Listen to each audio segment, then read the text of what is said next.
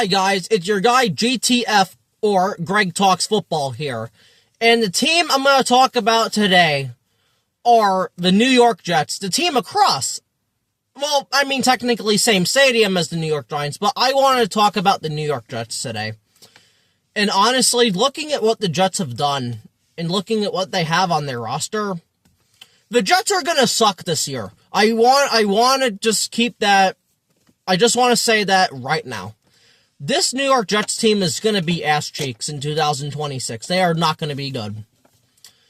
But you look at the Jets in the future, and especially, and I need to say this too, this Jets team needs to tank like they've never tanked before in their lives. Now, I know there are a bunch of quarterbacks in this draft that are coming out like an Arch Manning, like a Lenore Sellers, like a CJ Carr, like a Dante Moore. So that's 4. But the Jets need to make sure they get one of them. Because honestly, looking at the New York Jets, let's discuss their draft first in 2026. With the second overall pick, the New York Jets decided to go with David Bailey. Now, they passed on Arvell Reese, they passed on Sonny Styles, so on and so forth. But to be completely honest with you, seeing where the Jets are, they have a great offensive line, if not elite offensive line, with Olu, Fasciano, left tackle. You have John Simpson, the veteran, at left guard. You have John Tipman at right guard, I believe. And then you have Amon Menbu, who is fantastic at right tackle. And then their center's up in there. Or I think it's, Tipman at center. I'm not sure. It's one of them. But the point I'm trying to make is the New York Jets have an excellent offensive line. David Bailey is an okay player. There are questions if he should have been a top pick in this draft. I honestly think the New York Jets should have gone Jeremiah Love. Now, this is different from the New York Giants going Saquon Barkley in 2018 with the second overall pick. Mainly because, 1, the Jets have an offensive line, unlike the Giants did. So Jeremiah Love under the Jets would have dominated instantly. He would have been fantastic. I just want to put that out there. I wish the Jets would have gone Jeremiah Love. David Bailey's okay. I hope he becomes a dominant edge rusher for them. But, man, the Jets really should have just won Jeremiah Love, to completely be honest with you. Like, damn, man. They would be looking so much better. Now, the Jets' defense is still some shit. But, I mean, they went D'Angelo Pons in the second round, who was apparently an Aaron Glenn guy. Funny enough, his NFL Pro comparison is Aaron Glenn. But apparently, if he was 2 inches taller and weighed 10 more pounds, he would have been a first-round pick. So, I'll take that for the Jets. That seems to be a great pick on this declining defense. But the Jets really should have want Jeremiah Love to attack this offense. And I'm gonna tell you my reason why later in the video, but I want to get to the rest of their draft first. With the 16th overall pick, the New York Jets went with Kenyon Sadiq. 100% A pick. That's an A pick right there. Now, a lot of people and Jet fans were saying, well, we have Mason Taylor already. These two are completely different players. Mason Taylor is your more inline blocking tight end that could slip out occasionally and catch a pass. Your Kenyon Sadiq could be an excellent tight end / wide receiver, because that's what he is. He's a receiving tight end. Kenyon Sadiq's not really known for his blocking, but when you can catch the ball and do shit like he can, it just makes your offense that much better. And that's what the Jets were missing. The Jets needed that big tight end that can go out there, catch the ball, and dominate like that. And Kenyon Sadiq can do that. He was the #1 tight end in this class, as he should have been. And I'm so happy the New York Jets got him. I mean, they're really just trying to fix this offense up. They really, really are. Like, Kenyon Sadiq's one hell of a pick. And not to mention, he might not even line up at tight end sometimes. He might just be a big slot wide receiver, like what the Giants might do with Isaiah Likely and so on and so forth. But that would be great for the Jets if Kenyon Sadiq could work out like that. And then with the 30th overall pick, the New York Jets traded up, actually, I think with the Cleveland Browns or somebody, or the Bill. I think it was the Bills. And they selected Omar Cooper Jr., a wide receiver. Now, this guy was ranked a top wide receiver prospect. I don't know, because besides Tyson and Tate, I didn't really watch anybody else. And personally, I didn't want another wide receiver for my Giants. But Omar Cooper Jr. really could work out for the Jets, as he'll be paired up next to Garrett Wilson. I mean, fuck, Geno Smith just got 2 new weapons, honestly, he can just use at his disposal. I mean, now, Geno Smith's not the best quarterback in the world. He regressed these last 2 years, but he wasn't bad when he was a Seahawk. That's really where his career got turned around. I mean, the guy who started his career as a Jet now comes back to the Jets. I hope it works out for Geno Smith, but a lot of Jet fans should hope it doesn't. Should just hope it's a tank. But it is what it is. And then in the 4th round, they went Cade Klubnik. Like what the Cardinals should have did. But I already did that video, picking a quarterback in the 3rd round.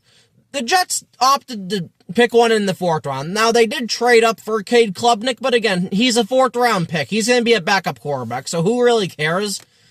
But honestly, I mean, I wish the Jets just would have went Jeremiah Love. And I'm going to explain why now. 2027, that's the next draft coming up. The Jets are going to have their pick, which should be bad. They have the Colts' 1st round pick, and they have the Cowboys' 1st round pick. So they're going to have, I believe, 3 1st round picks. So, or it's, oh, no. It's only going to be 2 because of the Quinn Williams trade. So they're going to have 2 1st round picks. So they're going to have their pick, and they're going to have the Colts' pick. There's a real chance, especially with Daniel Jones' injury, if it doesn't get better fast enough, that they start Riley Leonard or they start one of their shit quarterbacks, and they don't do well. And the reason I bring this up, if the Jets get the 1st or 2nd overall pick, I'm just going to say the 1st overall pick, they could have Arch Manning. Boom, that's going to be your franchise quarterback.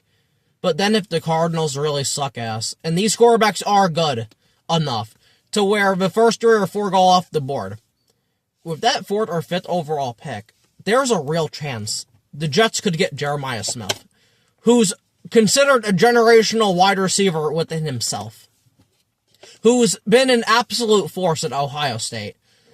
So now I go back to the Jeremiah Love thing. Could you imagine a Jets roster, a 2027 Jets offensive roster, with Arch Manning? You have Jeremiah Love. You have Breece Hall as the backup, unless they decide to just get rid of Breece. You have Brandon Powell. No, not Brandon Powell. Brandon Allen as your 3rd running back, your power guy. Then you have Garrett Wilson as your wide receiver 1. You would have Jeremiah Smith as your wide receiver 1B. You would have Omar Cooper as a 3rd wide receiver. You would have Adonis Mitchell as a 4th wide receiver. And then you would have Kenyon Sadiq at tight end and Mason Taylor. That within itself would be fucking beautiful if they drafted Jeremiah Love. And then the Jets offensive line, again, you have Olu Fashanu, solid left tackle, could be an above average left tackle. Their left guard, John Simpson, they might get rid of him. He could also play center, I believe. Whatever, so on and so forth. Right guard, you have Tipman, who's he was an athletic center. They moved him to guard. Then you have Ahmad Membu, or whatever. I forgot his first name, but it's Membu at right tackle. That offense would probably be a top 5 offense in this league if Arch Manning, Lenore Sellers, CJ Carr, whoever the Jets pick is as good as promised. That would be one hell of a fucking offense. Now, again, they still have to work on the defense, but as long as you can get a defense that can just force takeaways and just make stops every now and again, it doesn't fucking matter. Especially if you were to have that type of firepower on that offense. I mean, like, damn, man. I mean, like, if the Jets just picked Jeremiah Love, that to me should have been a pick. But, I mean, the Jets are they're looking up in the future. And, I mean, and then if you look in their division, you have the Buffalo Bills that they can't draft for shit because Brandon Beane's fucking retarded. With a he's just an inflated fucking ego that he thinks he knows more than everybody else. He thinks he's the smartest person in the room when he's not. The biggest jackass general manager, which I'm sorry, he got promoted now. He's the CEO of football operations or president of football operations or some shit like that, some stupid title he doesn't deserve. And then their bullshit head coach who got promoted from offensive coordinator, Joe Brady. So the Bills aren't going to be shit because they're stupid. You have the Miami Dolphins. They have no talent on their roster. They have Malik Willis. They have Caden Proctor now. They have Devon Achane. That's pretty much it for them. And I think they have Minkah Fitzpatrick. Or he might be a steal or it's one of the two teams. So the Dolphins ain't going to do shit. And they might out-tank the Jets, to be honest with you. But then you go to Patriots. The Patriots roster still not all that good. They made it to the Super Bowl. They had one of the easiest schedules in NFL history and one of the easiest paths to the Super Bowl in NFL history. That Patriots team that was picking 4th overall just in the 2025 draft, not all that great. Like, Drake May's fantastic player. I think he was 2nd or 3rd in MVP. He's great. Henderson, their running back's not bad. Will Campbell, their left tackle, he's going to have to be moved to guard. He does not have the arm length. It's not going to work out. I mean, the Patriots roster, their team's just not that good. Like, you could argue the Jets have a better roster than the Patriots do. And I know that's crazy to say that. But the Jets really do. They have a great offensive roster. Again, if they would have picked Jeremiah Love, but in 2027, you could really see that bloom if they play their cards right.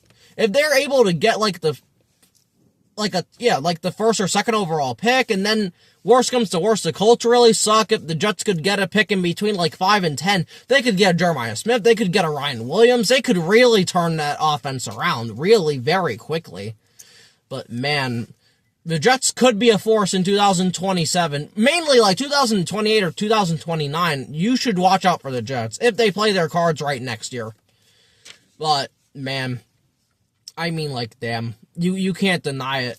If the Jets somehow could get their hands on Jeremiah Smith and pair him up with Garrett Wilson, damn, that would be something. That would be really something right there. I mean, just damn. But to me, the Jets blew that chance when they chose David Bailey over Jeremiah Love, because to me, that should have been the pick. Period. It really just should have been.